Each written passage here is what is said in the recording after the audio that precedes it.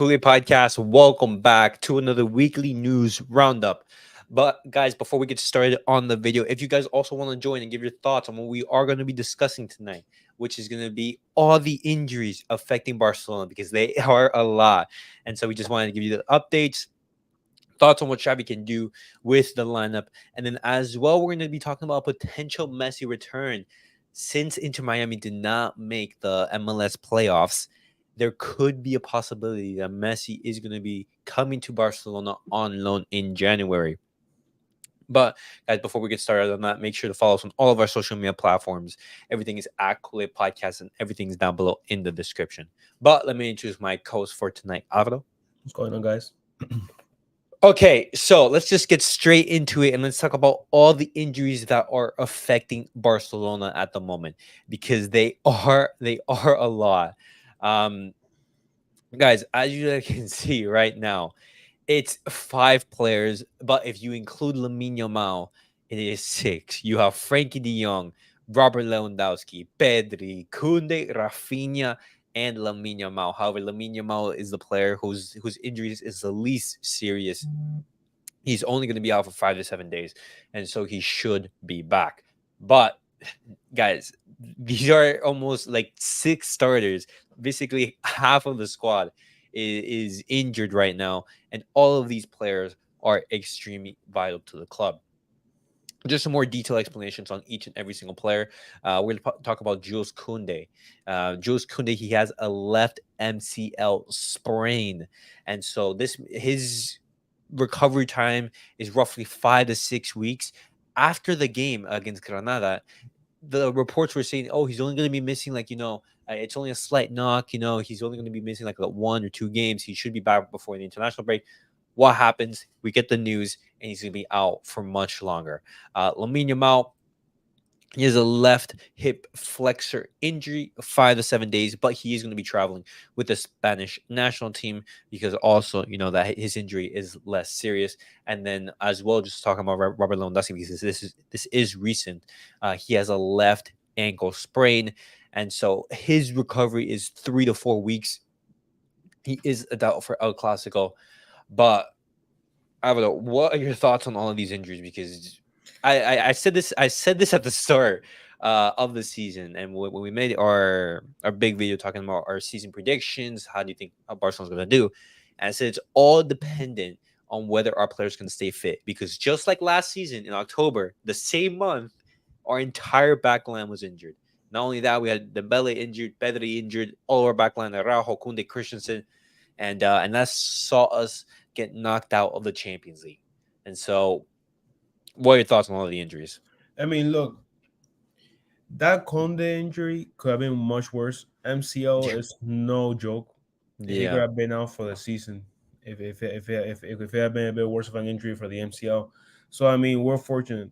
He's gonna be out for some time. Reports have said that he's most likely not traveling with the French team in the international yeah, break. That he's gonna stay yeah, to rehab. I mean, good job. I think yeah. that's what he has to do. Um, for Lamine Yamal, I know we're not really that worried. It's something that to keep in mind, but it's not really anything too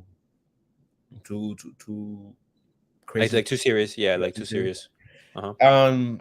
Lewandowski. I mean, he's getting up there in age, so um, not much But, else but, to but, say. but it's still surprising because like he's a player who once again isn't like an injury riddled player No, because that's what I'm saying. That's what I'm saying. That's why H is getting up to him. If he was an yeah, injury prone player, I say that's normal. But we'll see. We'll see if he can be ready for a Clásico. We'll see. it's a doubt though. It's a doubt. It is a doubt. Uh huh. Um, Pedri, we have seen how decent our midfield has been without Pedri. I mean, we have survived. We have had. Uh huh. You have felt his absence, but Okay. the Gavi, Gundogan, and Olio Romeo have done a pretty decent job at the midfield, especially Gavi, who has really Yeah. started to shine, Yeah, being a but leader. it's still no, like, for But example, no exactly, Pedri, no Frankie De you Jong. don't have that leader. I mean, you know what I mean, because Gundogan's Gundogan, but you don't have Yeah. that force in the midfield. So hopefully we can get him back sooner rather than later. Frankie, I know there's some potential. Oh, maybe a classical. He's not gonna be there for a classical. He's still with the boot, so he's not gonna be Yeah, back. And Rafinha is another one. I mean, yeah, all these players that are injured could be starters in 95% of the clubs in the world. So it shows you, and it goes back to what we were talking about during the summer transfer window. You can never have too much depth.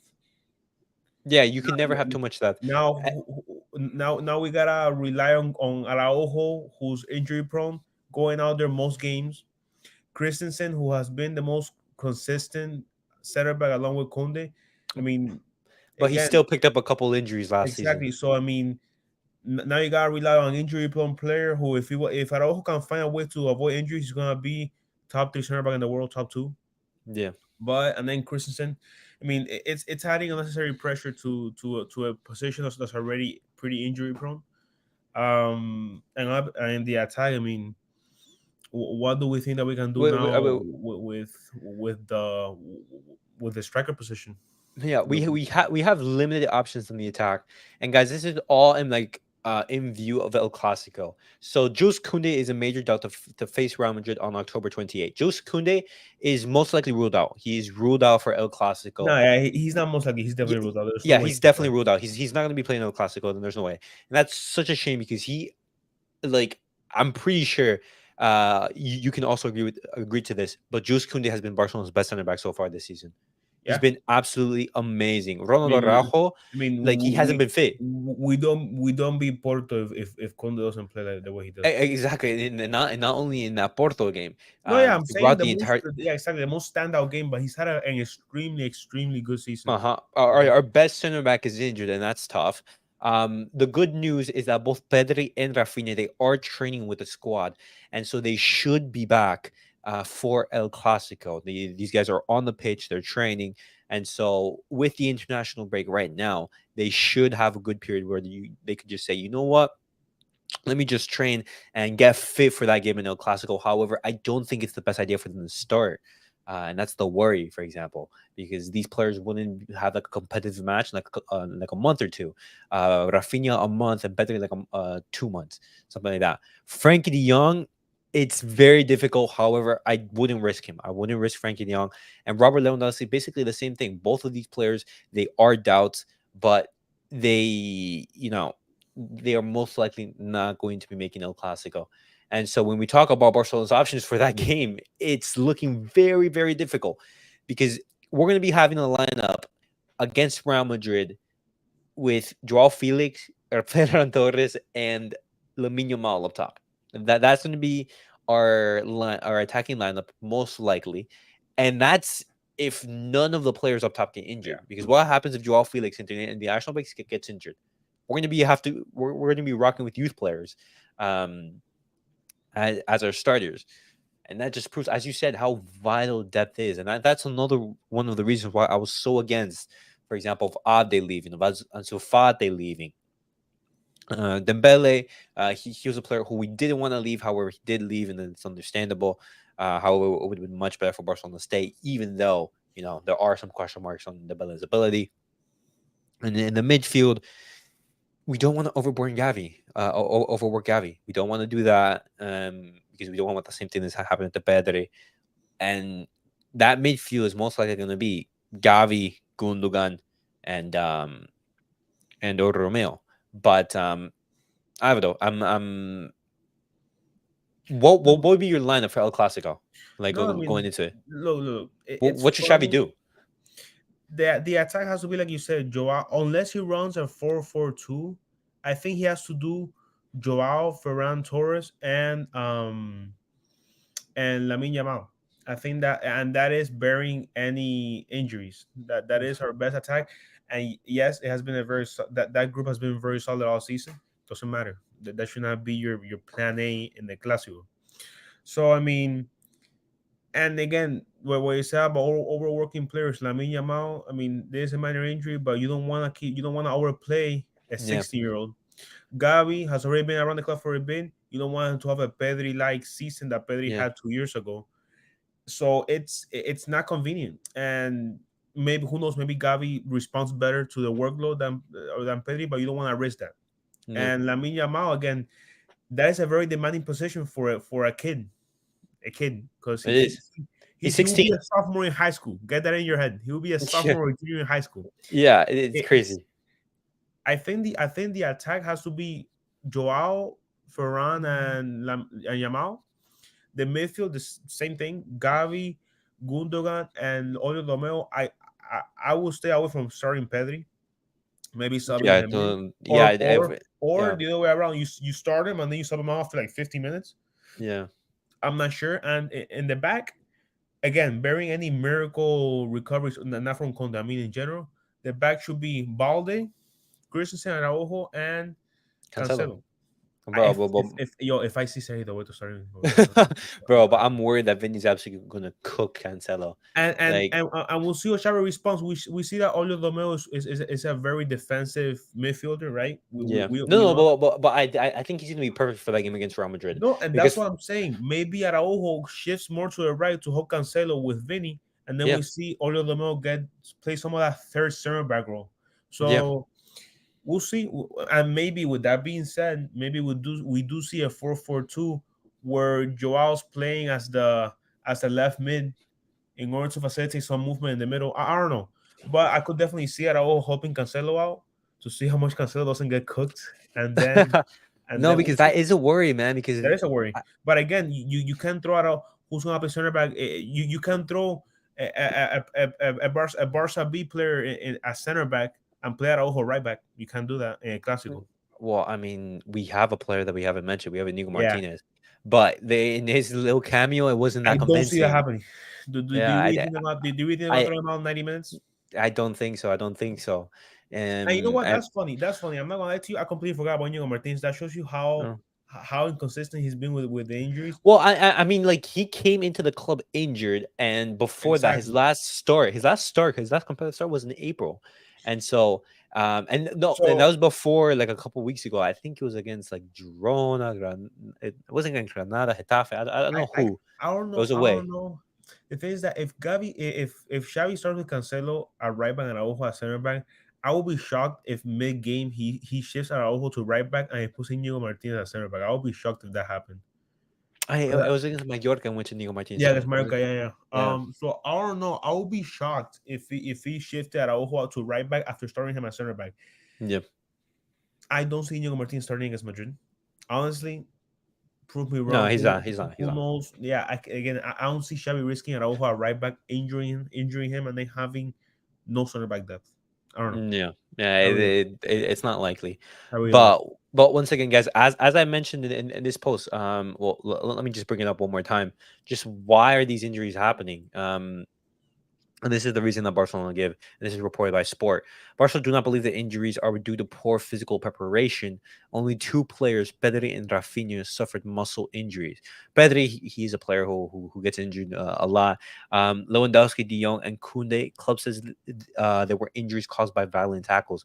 That's true. The Lewandowski tackle, that he basically got injured after a tackle, and Jules Koundé, that happened because Gavi was fouled, and then he fell on Koundé's knee, and Lamine Yamal, that's just like a workload, an overload of in his Mm-hmm. muscles, Yeah. and so so some Barcelona's gonna have to look into their medical staff because it's not very pretty to have every season all of these players injured, and it sucks because we could be doing so much more, but because of these injuries, Barcelona struggle. But guys, we gave you an update on all the injuries that are happening to Barcelona. They're all in a race against time to basically make that El Clasico game. However, we are gonna have to see if they're gonna be able to make it. And But again, you can risk rushing them back, and then you lose them for yeah, 2 months in the yeah, middle. Because again, this Barca team, they know they're gonna make it past the group stage in the UCO. You can't risk losing a player just to show face in the Clásico. You can just risk losing them and then losing them out for a knockout stage potentially. yeah, yeah. Obviously, And the knockout stage is in February, but still. no, but still, like like for 2 or 3 months, like what happens? Exactly. Like Exactly. I'd rather have Pedri and Frankie De Jong and Rafinha and all Right. these players miss El Clasico, but be there for the rest of the season, because one game is not going to determine our season. Yep. Um, but now, guys, shifting the conversation, we're going to be talking about Lionel Messi, because, as I said at the start of the episode, Inter Miami did not make the playoffs. And before I see any comments, this is not Lionel Messi's fault. Messi has only lost one game with Inter Miami, and that was actually the most recent game, in which he came on as a sub in the 60th minute mark, and they lost to the best team in the league in Cincinnati. They lost 1-0 at home. And that completely shut down any possibilities of Inter Miami making the MLS playoffs. And so, how does this affect Barcelona? Well, this is a quote. No, this is reported from Sport. Inter Miami will respect Lionel Messi's wishes and negotiate if he wants to go on loan with Barcelona. And this is not the first time this has happened. Joan Laporta is working on signing Lionel Messi in January. His return to FC Barcelona is a real possibility, reports El Nacional Cat, pending further confirmation. Now, that's actually big news, because if Lionel Messi comes to Barcelona, because we do have to remember that the MLS season, like Inter Miami, they're not going to play in a competitive match until the end of February. And so that's actually a long time for a player to be out for, basically. And this is Lionel Messi. He's going to be one to be called up for the Argentine national team. And if he needs to be match fit for these games. I know he would still get called up just because his name is Messi, but Messi still wants to perform, and he wants to be at the highest level possible. And so I ask you, is this an actual real possibility? Look, we have seen the rumors of Messi going to Barca. I think every transfer window, Yeah, except that first year with PSG, we all kind of like shut it down yeah, because we're like, okay. After that, we have seen Messi rumors to Barca almost every year. So yeah. I We mean, have, almost every transfer window, if not yeah, every transfer window. Honestly, I feel like I would agree with every Barca fan. I know there's some Barca fans that are, you know what, new wave, time to move on. I would love it. Why? Because first of all, he's the goal. yeah. And He's the second goat. of all, you have a very young team that's going into most of their first UCL knockout stages. Why not have that boost, that extra adrenaline of having Messi? I don't care if he doesn't play 90 minutes, even though I know he can. I don't care if he's not the same guy that he once was with Barca. Just having them in your team says enough. I think they need to do it. If it is possible, I would love it, especially with how fragile our health has been with the players. Hmm. Let's say you can run them out. Let's say you have a good healthy attack, you can run them out in the midfield somehow. No, You no, can play. no. You can. I would like it, especially I going into a knockout stage that most no. of the people here have never been to. I would like it. I'm in complete agreement. Knowing Barcelona's attack at the moment, and let's say everyone is fit. Let's say Barcelona, they're still limited in the attack. They still, for a top club, I still think that they're very limited up top. And so Lionel Messi will be coming in. And for example, let's say he doesn't start every single game, which I don't think is going to happen. I think he is going to start the majority of the games, because he's still the world's best player. And he basically showed that. Um, I think Xavi will manage his minutes, and also we do have to remember that Vitor Roque is actually coming in January as well, and so we're gonna have two attacking players to come and reinforce that attack, and that just strengthens Barcelona's options and chances of winning silverware, because we want the best chance of winning silverware, and the possibility of both Vitor Roque and Messi joining. I think that Barcelona can't go wrong with that. And look, those of you that want to say that Messi already hung up his cleats in Europe, he's having fun in Miami. Here, He is. he's He is. having He fun. he he's way He, too good for MLS. again, he look at shit that he's done in the half of a season that he's been here. Yeah. He's just having fun. He doesn't really give a shit. And again, him going back to Barca, it shows that he still wants to compete Mhm. at the club level. Because again, the amount of money that he's gonna get here it's crazy. Yeah. I mean, but He like, already has a it, burger named after him. So like, he already has. Yeah. Every sponsorship they can imagine. Him going back there shows not only that Barca wants to win, but that he wants to win more. So, and those of you that tell me that he's not that he's done in Europe are the same people that want to tell me that Ronaldo is good to come back to Europe. So No, shut up. no, no, no. Messi can still very well come Mm, back, and trust me, he's a year removed from the World Cup. A year for a player of his level, it ain't that much. So bro, I know, and that's actually crazy because looking at it from the Lionel Messi point of view, you never got that that fairy tale farewell from the club, for exactly. example, that Xavi got, that Iniesta got, and Can you so imagine Messi feeding Lewandowski in the UCL? Messi feeding Lewandowski, Because um, Lewandowski's always he's been complaining about wanting a more offensive yes, team. There yeah, you more go. You're gonna have service, someone facilitating just for you. Because exactly, no matter how good Joao Felix has been, and no matter how electric and promising Lamine Yamal is, Lamine Yamal is 16 years old. Joao Felix has a lot to prove. You can have a seasoned veteran, and when I mean seasoned veteran, I mean the GOAT, yeah, exactly, leading like you, a player does leading not like get more this. season So than I mean, Messi. like again, we might be getting a little ahead of ourselves because we can find Tebas with a liga can very well say fuck all of Yeah. you and find a way to shut down the operation, Yeah, exactly, because but we know it how could very Tebas well is. happen. It could very well happen. Yeah, So like Tebas can put a million roadblocks and absolutely make that impossible. But for example, Messi did not go to MLS with the highest mhm. salary, for example. And I don't think the financial. I don't think if Messi were to come to Barcelona, I don't think he would be asking for the biggest salary. And so I do believe there is some room for Barcelona there to manage. I know this is all speculation, but Messi, I still believe that he wants to have that farewell ending at Barcelona, and what like the dream would be, for example, either winning the Champions League or winning another trophy with Barcelona, and giving that farewell at the end of the season to a full Camp Nou. But if, it's funny enough, it's not going to be a full Camp Nou. It's going to be a full Estadio Montjuic, the new Yeah. stadium in which Barcelona is playing. But I don't know. Maybe they could do like some ceremonial, something like that, where Messi goes onto the pitch and into the Camp Nou. But construction is going on, so I don't think that's viable. And so we would be having doing it in like our B stadium. But still, you still want to give Messi that farewell that he does deserve, just as we did Xavi and Iniesta. And looking at the sporting side, he's still a player who's up there. I still believe he's the best player in the world. He can still offer tons of team. He could link up with Lewandowski. He could link up with Pedri, and who knows? We never seen Joao Felix have a player of of his quality in the attack, and so who knows? And well, but that's also a potential question. Do you think that possibly Joao Felix and Lionel Messi could clash a little bit? I'm not talking about personality wise. I'm talking position because we do know that Joao Felix likes to cut in, and Messi he would be playing as a number 10.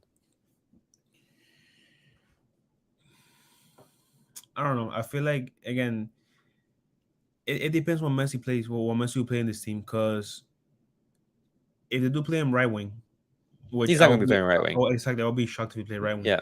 I don't think it's gonna affect it. Again, look, Felix grew up. I know it's up. I know the one thing has nothing to do with the other. Felix grew up No. idolizing Messi because he grew up a Barca fan. I guarantee you, they're gonna find a way that if he comes to Barca, they'll find a way for them to click. I don't think they're gonna clash at all. I don't see that. Who knows? Maybe Felix can worry much more about his offensive side instead of that creator aspect of him that he tries to distribute the balls in the area. With Messi there, he could even work. He could focus even more on scoring. So again, anything and any player can adapt to Messi, and Messi can adapt to any play style. So Yeah, I, it's that I don't. simple. Again, look, I'm gonna say it again because people are gonna say, okay, but the MLS is like It's the again, MLS. it's It's the like Barca MLS. Barca C. I don't care, bro. But- Again, yes, the opposition isn't great. The competition isn't great. Miami, Inter Miami is ass. They're yeah. ass. Before the season, they're ass. And look what Messi did. I know we have Messi, your Diab, whatever. That look what Messi has done with a very crappy team. So Messi can go anywhere and adapt to anything. So Okay. I'm not worried about players clashing. I'm really not. Okay. Okay. So, just straight and simple. Is Barcelona gonna sign Messi on a loan? if La Liga allows it, If then La Liga allows it. Okay, so is Messi going to be wearing a Barcelona jersey come January? dude, the thing is that there's one of those things that like they've been talking about it so many times that you kind of like you're gonna say no until it's like almost confirmed. I don't know. Okay. I Well, can't get. What would you say? Yes or no? ah, I would love for it to happen. I would love for it to If happen. this, Just if this, I don't think so. As you if said, I these think are La the Liga is going to first, put some. if these are the first rumors about this, if these were the first rumors, I would say yes. But this is like the fifth time we're talking about this, Yeah, so it's like I don't know what to believe anymore. But again, it's not a buy option; it's a loan. So yeah, that's a little it's a little better. It's a little more. yeah. It would only be a loan. I'm guessing 6 months, something like that. Yeah, Towards the end of the yeah, season. yeah. It will be until the summer. I don't think it will be longer than that. Yeah, it'll be unto the summer. I don't think it would be more than that. I Um, I I I, I could see it happen. yeah, who knows? Who knows? But possibly it could happen. But Alvaro, just before we round off the episode, just quick thoughts on the Granada game, because I wasn't able to get your thoughts on that. Yeah, yeah. It was like it was a tough match to watch. It was a tough match to watch.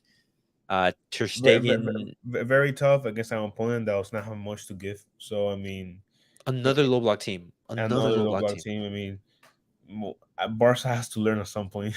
Bro, Um, we've dropped points against Getafe. We dropped points against Granada. we're Against now we're now what, three back of Madrid. yeah, like 3 points Come behind on, Madrid. man. Yeah, I know. But it's funny because I would much rather play, for example, like a team like Villarreal or a team like Real Sociedad No, or no, no. I agree with you because those teams actually want to compete and try to. like take the ball away from you No, and no, and be offensive. they try to play the offensive side. These teams, but again, that should not be an excuse. No, Xavi and Barca should be clever no, enough to know how to disrupt that low block and find a way yeah. to get through. Yeah, Yeah, it's frustrating because this is something I mentioned like after, in the match reaction. What is Xavi doing in the training sessions? What like because whatever he's doing is not working. Barcelona they struggle to break down low block teams, and I believe I just saw a stat like Xavi has failed on both occasions to beat Rayo Vallecano and Granada. He hasn't beat any of these teams in his tenure so far, and all these teams and both of these teams are low block teams. All these teams are going to be teams that are going to be defensive, um, hit on the counter with pace, and just make things difficult. Make the game grindy, commit fouls, do all that, and just what can you do? But guys, that was it for our episode. Hopefully, you guys enjoyed. What are your thoughts on all of the topics that we have discussed? Who do you think is going to be able to make El Clasico? And then what do you think of Messi's return to Barcelona? Do you guys think that is possible? Yes or no? Let us know down below your thoughts in the comments. But as always, guys, remember to like, subscribe.